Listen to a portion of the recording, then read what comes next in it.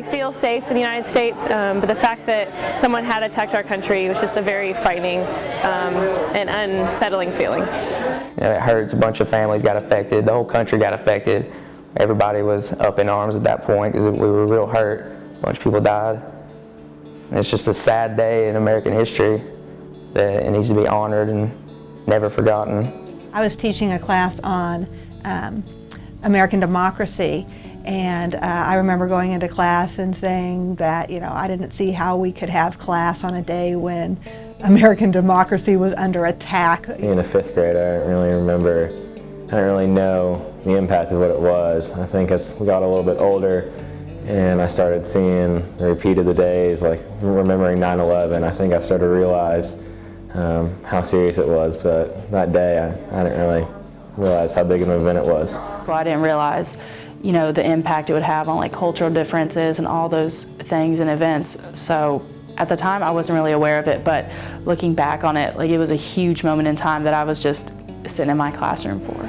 I was back in Burma, and I was just playing soccer in the streets, and my mom called out and she wanted me to come, and she said that my dad was on the phone because during that time my dad was in New York, and he was actually like 2 blocks down from the place it had happened. And as a kid, I didn't really know what was going on. Like, I was a little upset because I had to like go up and watch the news, and then when I saw it, it was just like a shock. And it was more like, is my dad okay, When I talked to him on the phone, like everything was fine. Almost every foreign policy decision we've made since 9/11 has been affected by 9/11. A lot of domestic policies are the same way, so I think it's very important, but I think above that it needs to be seen as a very tragic moment. And whether it makes you angry or makes you sad, I think that it's something that needs to be remembered. And I don't think it's something that needs to be argued, which is kind of a lot of what's going on today.